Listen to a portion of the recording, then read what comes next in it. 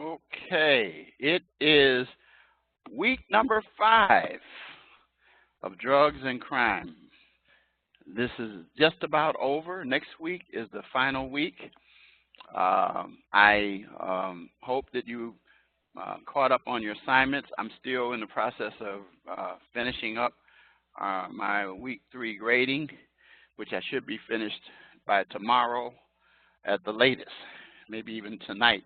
But anyway, you will hopefully have gotten it. Week 4, you just finished it Sunday, so you're not going to get those right away. So anyway, hope that you are, following up on everything that needs to be followed up. So I'm going to go ahead and get started here. Let me go ahead and share my screen.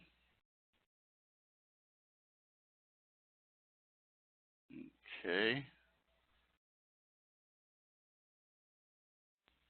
So you see the information that you normally see when you go there.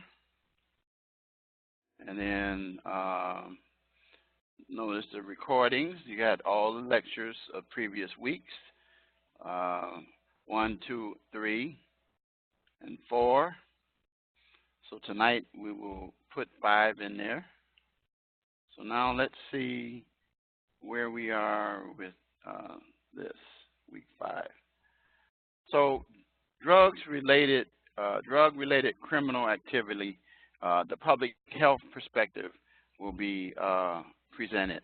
Last week we dealt with the law enforcement perspective, and then I shared with you a novel thing with a bill that is pending here in Illinois, 3023, dealing with deflection and how law enforcement has put that alternative out to help individuals not to end up with criminal records, but is one of the earlier stages to help individuals who really, as I've already said from the beginning in this course, that the big issue of crime is drugs, and if we can get people treated for drugs, there will be 2 things that will happen. Crime will decrease, and also the individuals who sell the drugs won't have a customer base.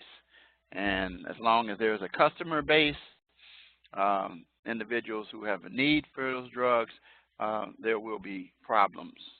Okay, so you're to read Chapter 9 of Drugs, Crime, and Justice. I sent you the PowerPoints, and deal with the activities, drug addiction, public health perspective, and the video Chasing the Dragon, indicators of use activity.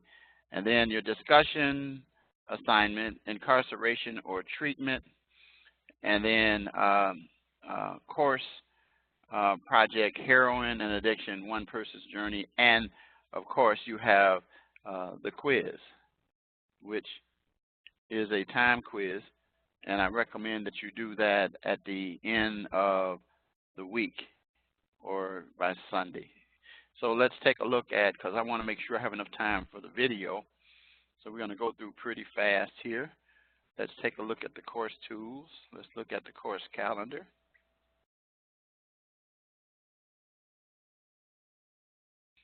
Okay, so here we are right here. This is week 5, and it tells you your reading assignment. Of course, if you click on it, it opens it up. Okay. Then your initial post, then your reply post. And then it tells you what your assignments are that are due. And so you want to make sure that you get those assignments in, the course project and the quiz. And then, of course, the key word that I'm going to give you. Okay. So let's go at Module 5. Again, here are the assignments. I've talked to you about using the course guide enough this quarter, so you should be aware of that.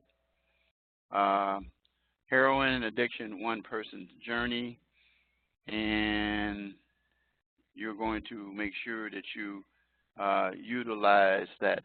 You're going to also watch the video Chasing the Dragon and The Life of an Opioid Addict. I'm going to be sharing that in just a few minutes. That will help you with this project. And then, of course, the rubric tells you that it's due Sunday. Let's view the rubric. And the rubric tells you what you need to do. But remember, you need to look at Chasing the Dragon. And be sure that you have 3 credible resources other than the textbook. And make sure that your paper is 3 pages long. And then you know about the APA citations and things of that nature. Okay? So you know where I'm coming from in that. So then your discussion post, which initial post is due tonight, and then your reply post is due on Saturday. And then your quiz, and then your live classroom. Okay? So let's go back. Let's go back to Module 5. Let's try it again. Something happened here. Here it pops up. There we go. So now let's go to the lesson content. And there's some public health issues, obviously. So we're going to deal with the public health perspective, the Chasing the Dragon indicators of use activity, and then your course project and so forth. So let's talk about the fact that there is an epidemic. There is a very serious problem. It's, as we say, it's a public health crisis, because as you view this video that I'm getting ready to put on, you're going to see how the criminal behavior comes about, and how the use of drug and drug addiction is a public health issue. And that no matter how many laws we have, we still have to address the public health aspects of it. And so it's very, very, very important that we begin to think in terms of providing treatment and services, and that law enforcement is to point individuals to places to get help, as we talked about with Senate Bill 3023 on last week.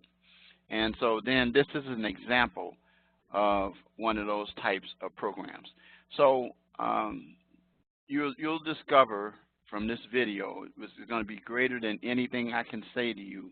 And of course you can watch it later, but I'm going to provide it for you. Now, indicators of use activities, these are things that you discovered from your reading: bloodshot eyes and lack of coordination, lack of focus, and misjudging time. And you'll put your answer in there, and then you'll provide that. Okay? But let's just go into this video. I'm going to take my headset off. Stop my video so that you can be able to enjoy it without distraction of looking at my face on here. So let's go with video. It's about 40 minutes, 40 to 45 minutes. Okay.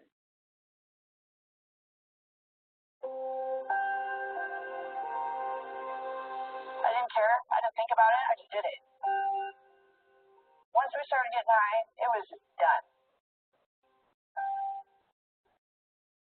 She was 17 years old, and the only way I knew about it is because she was arrested.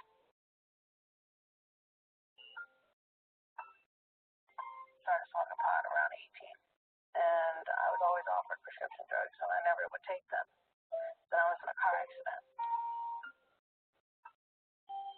I was running down in the middle of the night to get some water, fell down the stairs, landed on my back on the wooden floor.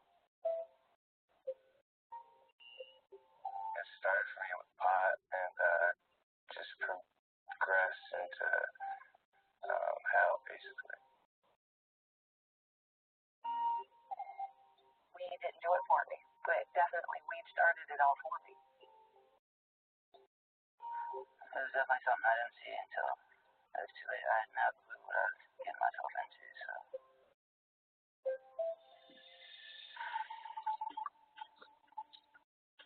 Started taking 3 at a time, and then I was taking 4 at a time, and then I became addicted that day. When you're getting high, it's not just a drug. You're hooked. $500 bill. And she was a convicted felon. I had maggots in my leg, turned to prostitution. My family. Married, mother of 3, and I'm tripping. It's not just a little pill. It takes control. First, I started using heroin, same heroin that just killed me. You can't go back and say I'm sorry. It will win. It will get you. Her sister found her, died in her sleep. My daughter, she's dead. Being addicted to opiates is like chasing a dragon. You're constantly seeking that first high. But what's going to happen if you actually catch it?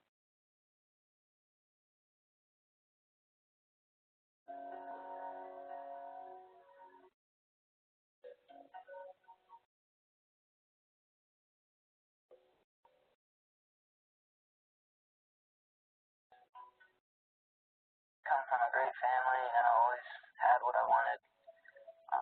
Never had a curfew. I could sleep over at my friend's house whenever. I could have done anything. They would pay for me to go to any kind of school, stuff like that, and any kind of pay for guitar lessons. I grew up with my dad. My mom wasn't in my life, though. He pretty much was mom and dad throughout the whole life.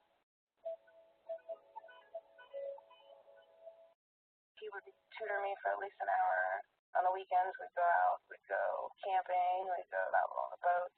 We always had something planned. She started in gymnastics when she was like a toddler, and she was a cheerleader through middle school, high school, and she was also a competitive cheerleader. She started competing probably in 7th grade. She was a very good student. She was in AP classes, AP honor roll. Worked myself up through the years with minimal college to a position I worked as a corporate account executive. I was making about an average of $122,000 a year. Things were pretty good financially. We were secure. Kids were happy. We had no real issues. Dad was military. Mom was Korean. Everyone I grew up with was the same way. Everyone's parents was military and Korean parents, Korean moms.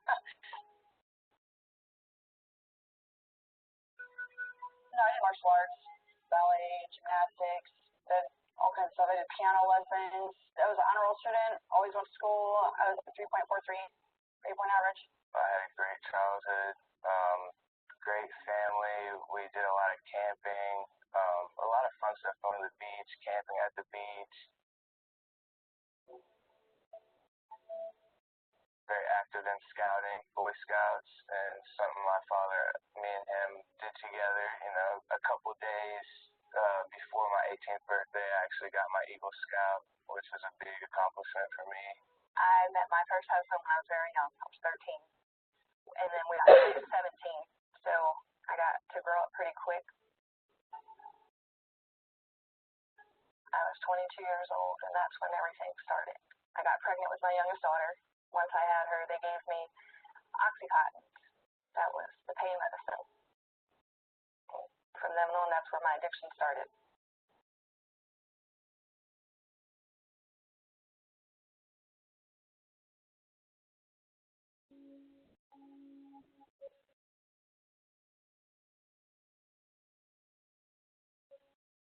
A friend offers you something at a party or at home, or you're having a bad day and you need something to pick you up, so somebody hands you a pill and says, "Here, this will help you feel better."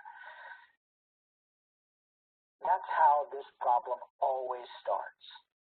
I was at a concert, I was 15 at the time, and I was drinking a beer, so I got a possession alcohol charge.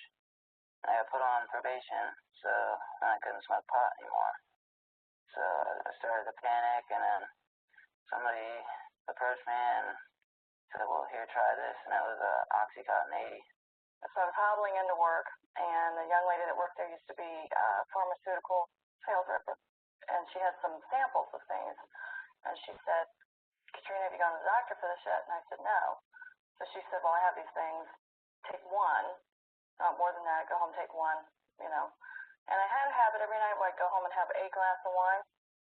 So I went home that night and I took what she gave me, but instead of taking one, I took two because I didn't even know what they were. And took the two, had my glass of wine, and all of a sudden it just triggered something in my brain, and I would say I became addicted that day. I think the new friends had a really, really big impact on, you know, when she got to that fork in the road, you go left or you go right, and I think at that point the friends helped pick the road that she chose. This sounds really appealing.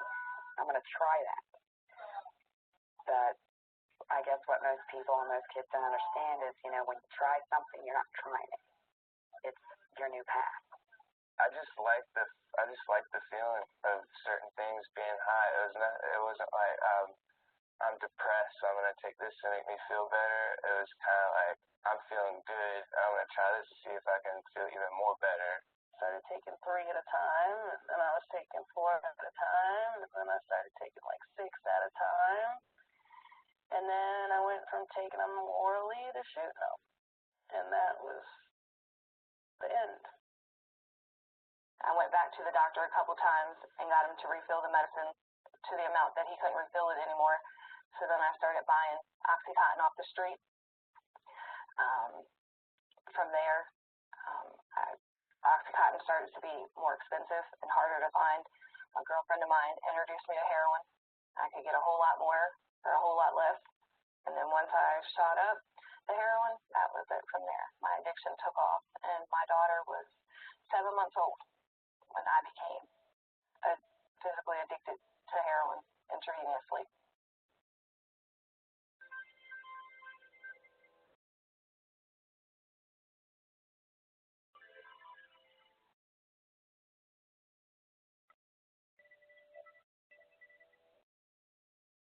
I never hesitate to ask them all which drugs they've tried.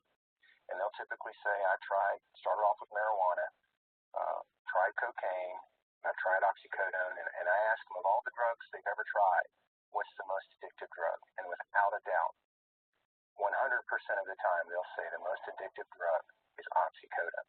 You know, the drugs, I feel like it took my mind over, it made me do things that I, normally brought up not to do, and it just turned me into a monster. You know, I just went in my medicine cabinet, and my buddy's like, oh, hey, these will get you high. Let's do some. So I was like, okay, you talked me into it right here. I don't have to pay anything, sure. It doesn't even have to be a drug dealer. It could be right in your house. Next thing you know, you're hooked. My friends in the beginning were the friends that didn't do anything, and then I met the crowd that did do stuff. You are who you hang out with. That is for sure. These kids go into it as, I'm just going to go to a party, and hey, they're doing this over here. Let me, I want to fit in. Let me do it a little bit, and it's the devil. It gets you. It's that temptation. Hey, this is a fun party over here. It'll suck the life out of you. All I wanted to do, if it had been in front of my face, is do it. It's not just a little pill.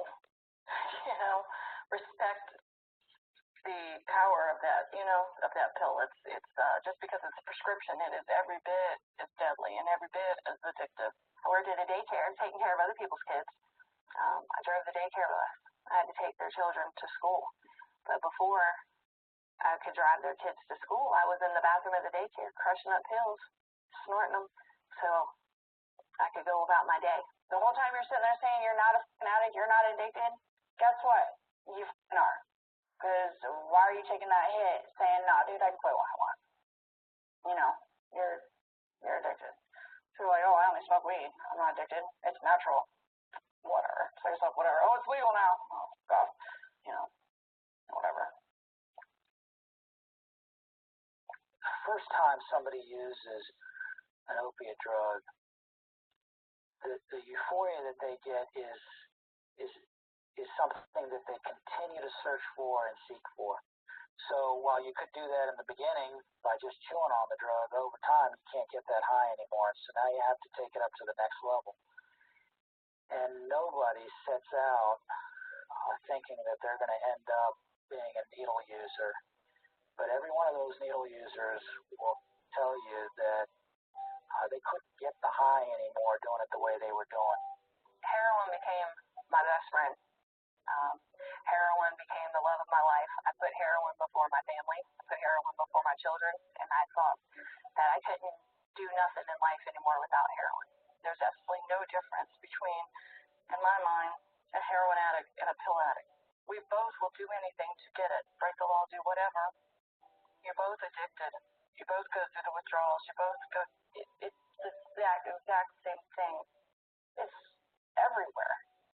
It's in your cabinet somewhere. It could be in your grandparents' cabinet. It could be your friend's mom's cabinet. It could be anywhere. That's pills. Well, heroin could be in a drawer somewhere. Who knows? It's all the same. One's just prescribed to you, and one you go cop on the street. There's no way to say no with the opiates. It's hard. Real hard. I can tell myself no, but my body, as soon as you think about it, you get anxiety, your palms start to sweat, your mental ignores your physical part of it. I am very angry. And one of the things I'm most angry about, and I tell her all the time, is that drug was so much more important to you than me. And I'm the one that can help you. I'm the one that helps you. I'm the one that supports you. I'm the one that will always be there for you. You need something, I'm going to be the one to take care of it for you. But something that literally destroyed everything good within you was so much more appealing. Wanted that so much more than anything I could offer her. And I'm angry. I am angry about that.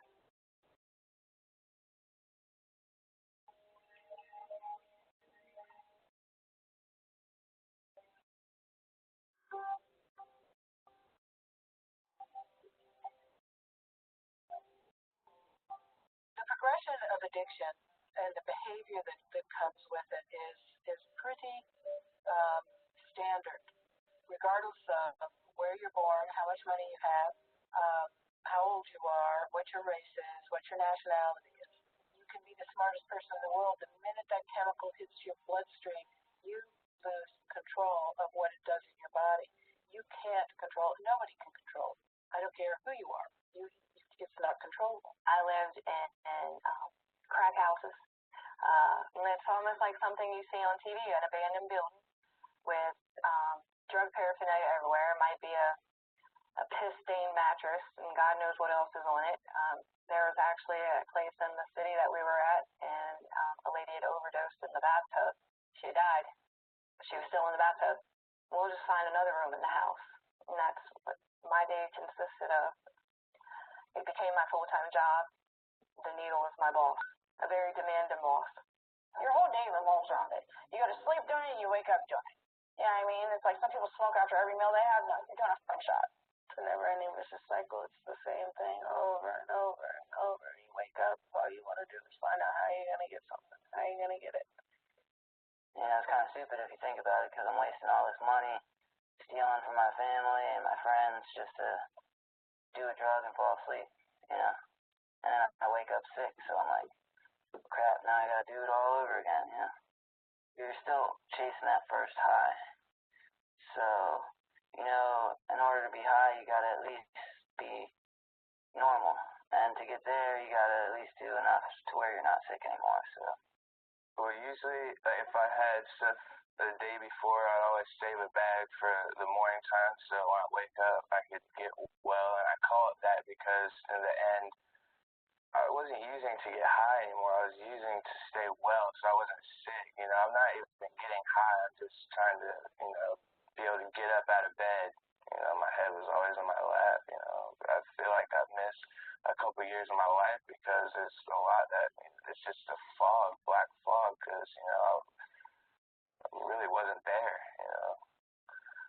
my addiction level was so bad that I couldn't even function without 40 pills a day. I was ill. Like literally every 4 hours, the chills started setting in. And I would wake up and I woke up sick. And that's the way it went all day long.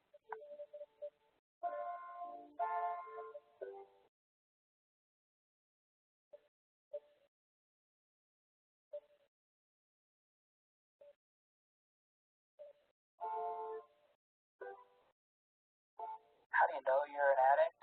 It's when you're doing something that you know is not good for you, that's harming you, but you can't help yourself. When your relationships are starting to fall apart around you, and you don't care, and the only thing that's on your mind is about how to get the substance and how to get to the next high, you're an addict. You can't maintain an opiate addiction and a normal life for very long.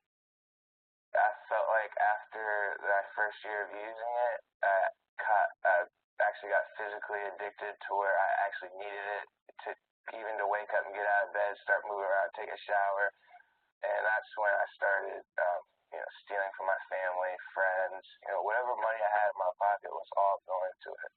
So I got a $500 paycheck, $500 going to dope. Because you always tell yourself, whenever you're using drugs, and especially it's like a super addictive one, I'm not addicted. You're addicted. You know what I mean? Like you're fucking addicted. You're in denial. You might not be addicted at that point in time, but you're gonna keep using, and a month later or 2 months later, you're fucking addicted. At one point, my husband said he would stop putting gas in the van so I could drive the distance to the city to get my drugs. I said, well, I'll show you. I'm going to move to the city. So I don't need my van and I don't need gas money because the dope dealers are going to be living right here with me. And that's what I did. I ran away from home. You will be high and put yourself in situations that you will get hurt. Someone will take advantage of you. You'll be knocked out. It's going to happen. You're going to get hurt. Some people who have money and they don't have to steal for it. And then you meet other people who, just pawn their family's TV and is coming to get high and then deal with the consequences later. She stole checks from her grandmother and signed them. She stole my debit card. If it wasn't nailed down, it was in a pawn shop. She spent $800 a week. My daughter, who had, everything handed to her, could have gone anywhere in the world, very book smart, very motivated, worked at a strip club. My little girl degraded herself just to get that. Women turn to prostitution, which I've done myself. Guys will steal. They'll rob you right in front of you. I've seen guys take guns out on dealers and steal and rob everything from them, not even worrying about if they get shot or end up in jail. People get raped. People get killed over stupid shit. It's people now I can say it's just a drug. But like when you're getting high, it's not just a drug.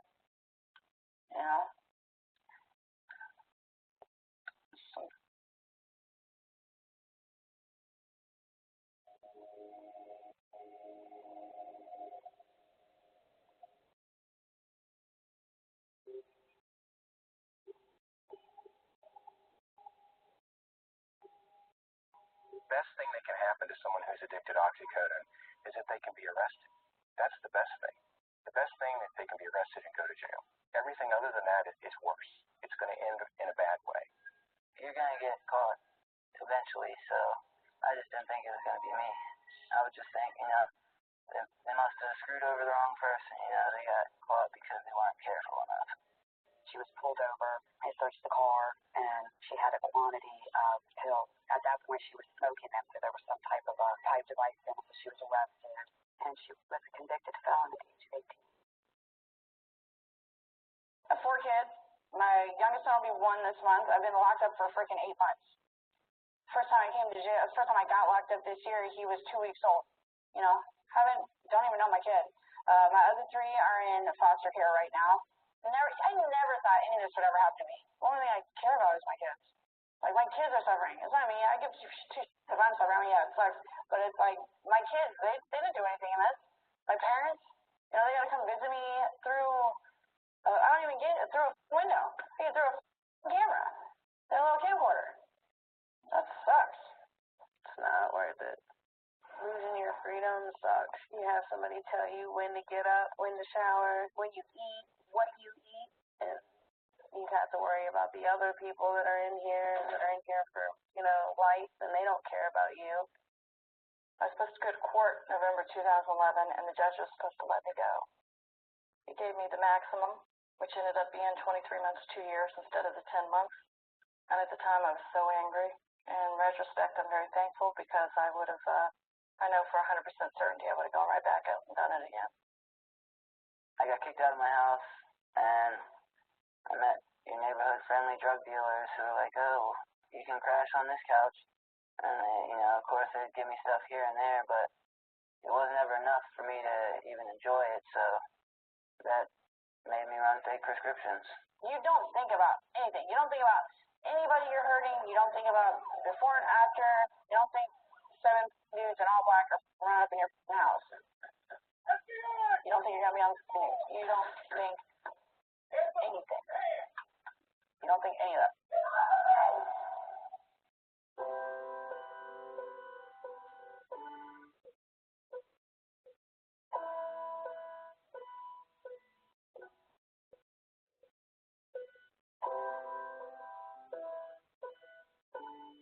Every generation seems to have their drug of choice. Unfortunately, this generation seems to have found prescription opiates as that drug of choice.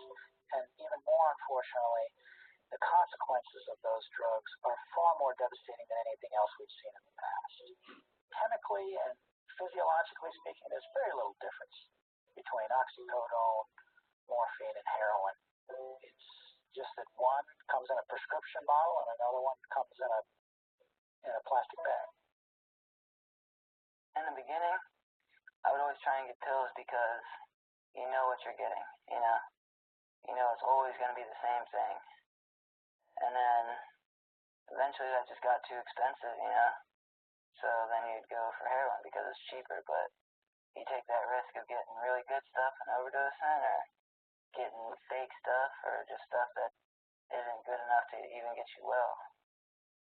A lot of my friends were trying heroin, you know, to get the same high from the Oxycontin, and it's cheaper, and so of course I got into it, and it just grabbed me, you know. I can tell you this, that I think she was able to access heroin, more heroin, easily than the pills. When she was using one or using the other, she was the same horrible, difficult person. I always said that I would never touch heroin ever in my life, and it was prescription drugs that led me to try heroin. Prescription drugs are the same thing. It's an opiate. You can get 4 shots for the price of 1 pill, and it's a dirty drug because you never know what you're going to get. People can cut it with something that can kill you, you know. That's how most people overdose, is that it's cut with something bad. The doctor asked me, he said, where are you getting your heroin from? Where, you know, I said, I'll never tell you who I'm getting it from. He said, I don't want to know from who. He said, I want to know from where. And he said, well, let me tell you what you're shooting at. He says, you're shooting scramble heroin, and if they're using meat tenderizer as a cutting agent. It's not like, you know, a bag of heroin comes with ingredients on the back. Of course you trust your drug dealer that he's going to just, you know, keep you coming back to him, but he claims he didn't know either. That's how he got it. But, yeah, so it eats everything away underneath. In here, they shoot a meat tenderizer, and they have, like, big, blue, black marks. I'm like, what the f*** is that? I'm like, oh, that's meat tenderizer. You've got a few of them. What do you mean? You didn't learn? You don't know. You don't learn because you're trying to get high. It doesn't matter. A lot of my friends have had abscesses. They might get a staph infection, which turns into MRSA, or, you know, Hep C. And, you know, if that's your only needle, that's your only needle, so you're going to use it again. At one point, I had an abscess in my leg that was so bad. I, I had staph infection. My leg was like 4 times its normal size. When the doctors cut my leg open to clean it out, I had maggots in my leg. They were eating the rot, the infection. That wasn't enough for me to quit. As I was admitted to the hospital, they gave me a PICC line, which is an IV line. I had the dope dealer come into the hospital and shooting heroin into my IV line. I have contracted hepatitis C from sharing needles with people that I don't know who. I shot up toilet water because I didn't want to spend any money to go buy a bottle of water. So we would stop at public restrooms and use toilet water to mix with it to shoot it up. Rainwater at the side of the road and suck it up to the needle and shoot our dope. I didn't care what it was going to do to me later on. Just I wanted the feeling of it right then and there.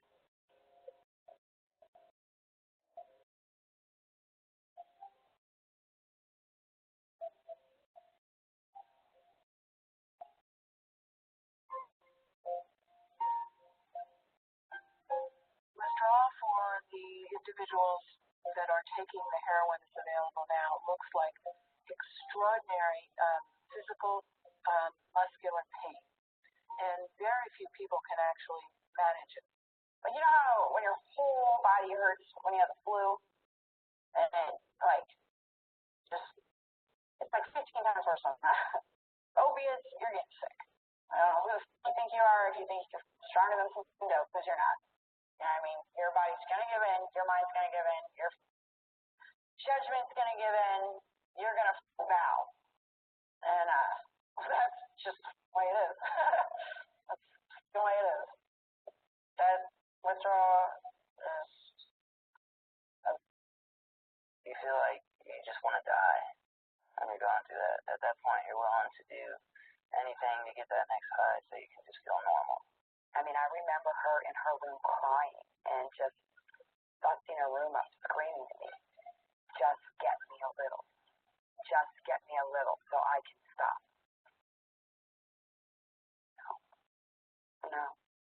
feels like your skin's crawling and you can't sit still and you'll do anything to make it stop.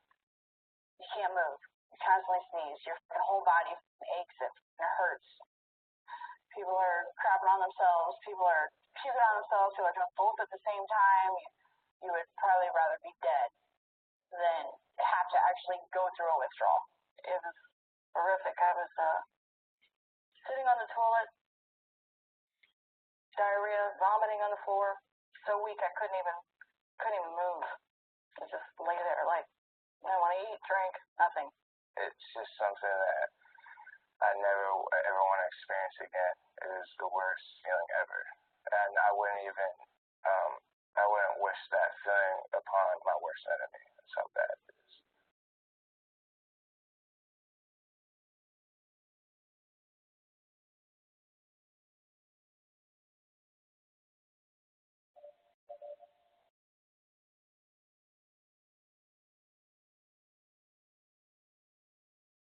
Every day I come to work knowing that somebody died.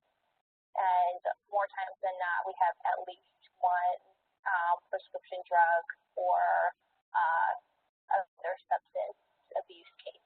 Your friends, your family will find you dead, and then what happens? And then that is the image that they get stuck with for the rest of their lives.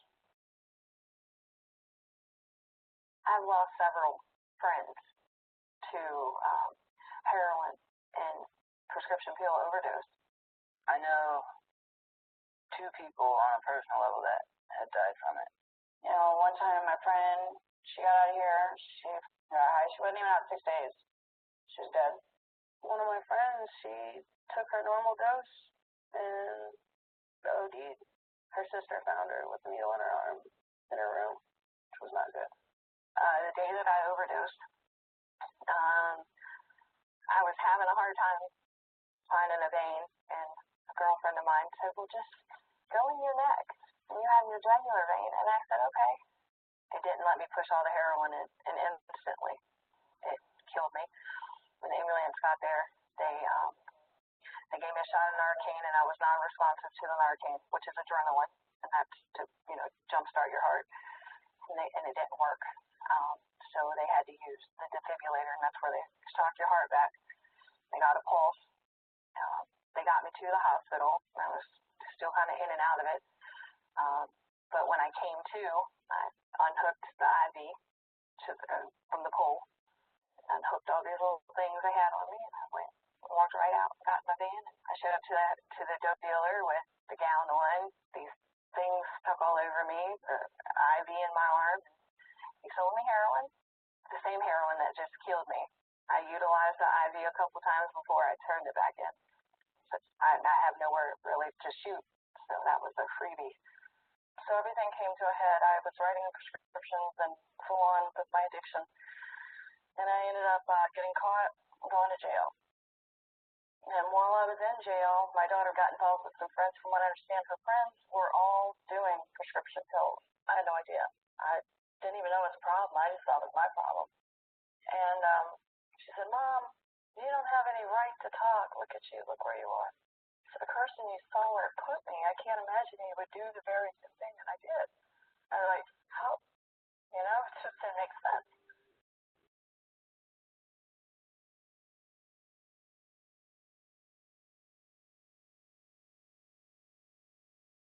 My mom, I would go to the doctor's office every time with her. Twice a week going for her. And usually it works because she'll go in for me, and after my prescriptions, they give to her. So I went in there and I asked, and next thing you know, she got arrested, and she called me saying that I had a warrant for me. I said, "Why would you make me go in and do that? Like, it's your own daughter, knowing that she can get caught and get in trouble." And she said she was sorry because that she didn't realize how bad her addiction was. Help Kirsty. When I talked to her, she didn't even say goodbye. She must have nodded off the phone because I heard that's it. It was Saturday morning, Saturday afternoon. I was in the jail, and they came down and told me they needed to see me. And I went up, and because her father and I were both arrested for the same thing, we were both there, so I saw him coming. And the detectives came and told us that what had happened, and the parent overdose, and that she was, initially they said she'd passed, and then they said she was in ICU, struggling for life. They wanted me to, talk to the doctor, and the doctor recommended I disconnect all life support, and I refused. And then they had 7 resuscitation efforts, I guess, and eventually, that morning she passed away. At her funeral, most all the kids were high. Death is real. And I will say, because I remember being that teenager too, so I know it's like they're mock it, but it's real. And I think I'm still in shock. Like, it is hard. I don't even know how to put it into words. Maybe that's why I'm able to deal with it, because it's so mind-numbing. That someone you love that much, she's my first love. Someone you love that much, you can lose like that, and you can't go back and say I'm sorry, or set a better example, or talk them out of it, and I know she didn't want to go. I know that's not what she wanted. I know that she had, all these things that she wanted to do, and I know that as they resuscitated her through the night, that was her way of clinging to life, But it was too much.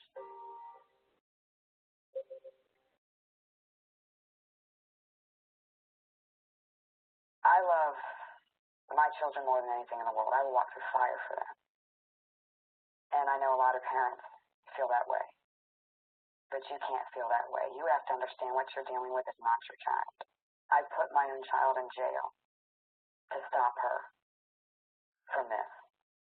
And that's not an easy decision to make. It's not a fun decision. Nobody wants to know that their little girl sitting in jail. But she was 7 months clean, eating healthy, getting her rest.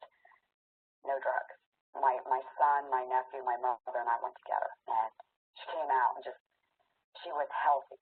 Everything was great. Everything was great. There were no problems, no fighting, no talking about, Mom, I'm feeling funny, I need to go to a meeting. Nothing. Everything was just that little girl at 16 before all this stuff started. That's who she was. And then she asked to go to the store to get a pack of cigarettes.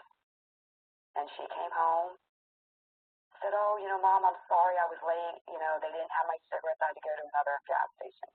Okay, and things fine. So I'm cooking dinner, and I'm like, you want to help me cook? She's like, no, I don't want to help you cook. She I'm going to go in my room and watch TV. And she was so bubbly, like nothing. Nothing was wrong. And she went upstairs, and it was maybe 40 minutes cooking dinner. Dinner was done. I'm hollering for the kids. My son and nephew come down, and Sierra didn't come down. I think she fell asleep or something. So I go upstairs and knocking on the doors, no answer. I open that door, and my little girl is on the floor dead.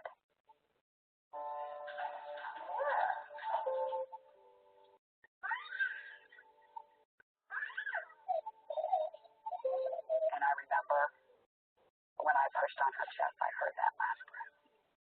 I heard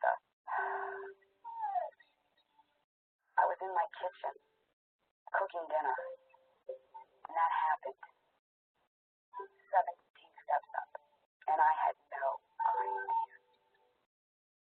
idea that when she left this house, that was going to happen. And I spend my Sundays looking at a gray headstone and a patch of grass. I will be spending my Christmases there, her birthdays there, all my holidays, because she took that wrong turn.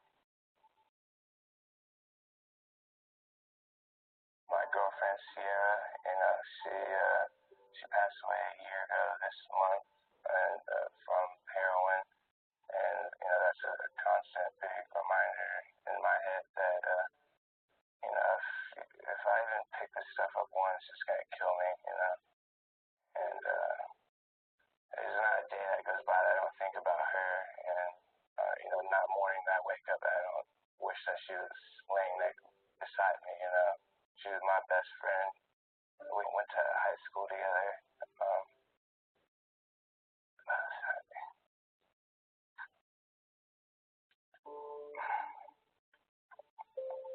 I met her in high school. I'm sorry.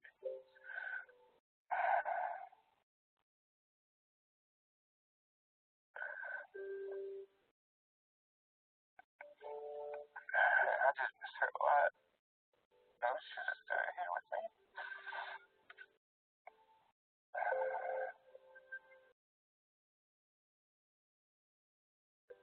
Sierra came home on February 12th.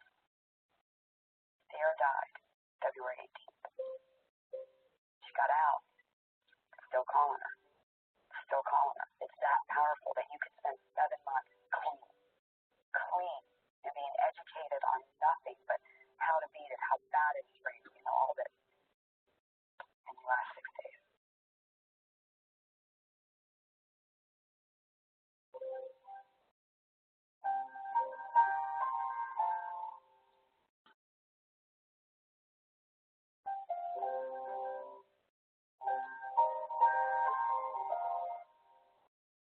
The spiral down is so fast. It doesn't take much. And I lost everything. I lost my daughter, first and foremost, but I lost pictures, every material possession I had. I had never been in trouble in my life. I'm now a felon at 41 years old. So all that work I did, all those dreams I had, it's like I'm starting over again with a huge weight on my shoulders. All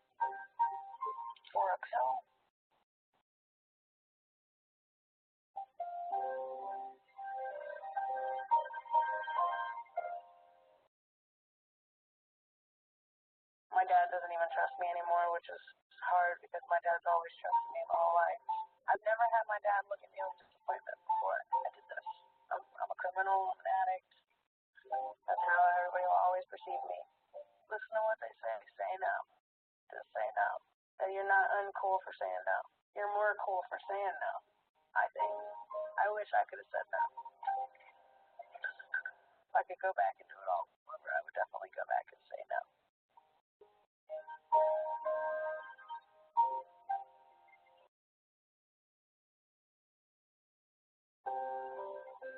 I didn't feel like I was physically hooked, but that's because I never gave it a chance to stop. You know, I didn't really learn how to enjoy life without drugs. As much as I wanted to quit, I was too scared to ask for help. I don't want to freak my parents out by telling them I'm hooked on some hardcore drug. It didn't kill me like everyone told me.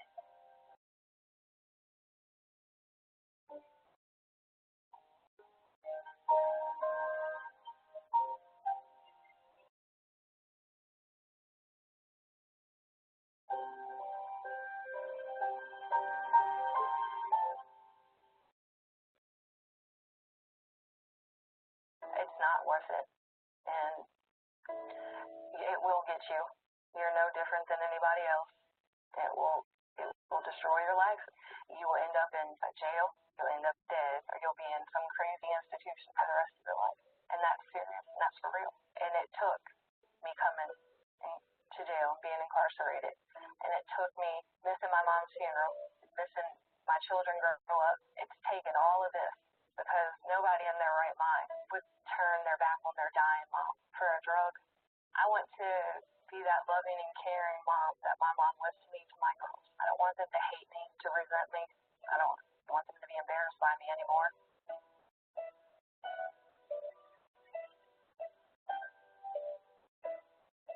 If you want to fail the rest of your life, if you want to be in and out of jail, if you want to possibly lose everything that matters to you, go ahead, go get high. Go ahead. If you want to be happy, you want to freaking get married, like every good part of my life, I wasn't getting high. You know, every good part of my life, I was getting high. Any drug addict will tell you that. If you want to be a flunky, go ahead and get high. Go ahead and do it. But I've been there, done that, and I wouldn't recommend it.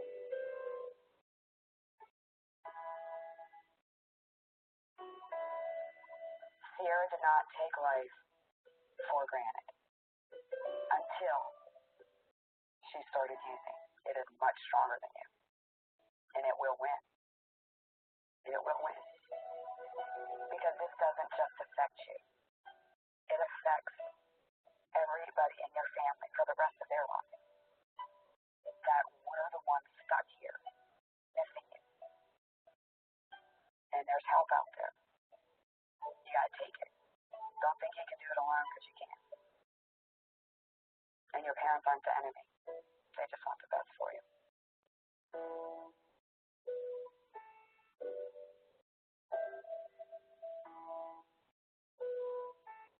It's something I want to deal with for the rest of my life. You know, to be honest, I actually just relapsed about a month ago, and used for about a month, and I have a week. I had a week clean on Wednesday, and you know that's something that just shows how powerful this is. For me to lose somebody a year ago, not even a year ago, but I'm already using it. How powerful this stuff is. I just gonna try my best to stick with it, because I know it will kill me. You know, just something I gotta work at every day. It'll take you to hell and back, and if you're lucky, you know, you'll make it back. You know, it's just not worth it at all.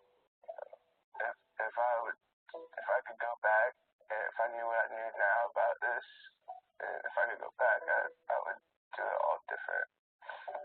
Starting with that first pill, I wouldn't touch it.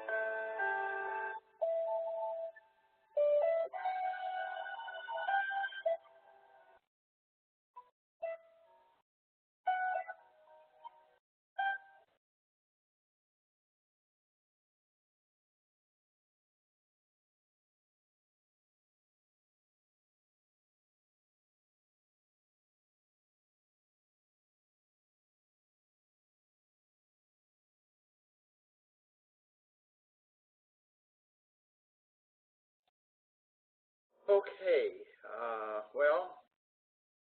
you saw what it happens. And one of the things that you should really pay close attention to in this video is that many of the individuals started out with prescription drugs, painkillers, but it's the abuse of those. It's someone who will talk to someone as a friend to try to help them. They say they're having some pain, and what they will do is they'll say, I have something that can help you, and then that starts them down. They talked about oxycodone. You need to look that up. It's a painkiller. However, though, it leads to other things for individuals. I personally am not a fan of painkillers. I use them sporadically, but there are people who I know that pop them with any little pain. And what happens is the body begins to crave and call for it. And then the next thing you know, that person is trying other things, because oxycodone becomes very expensive, as you saw in the video.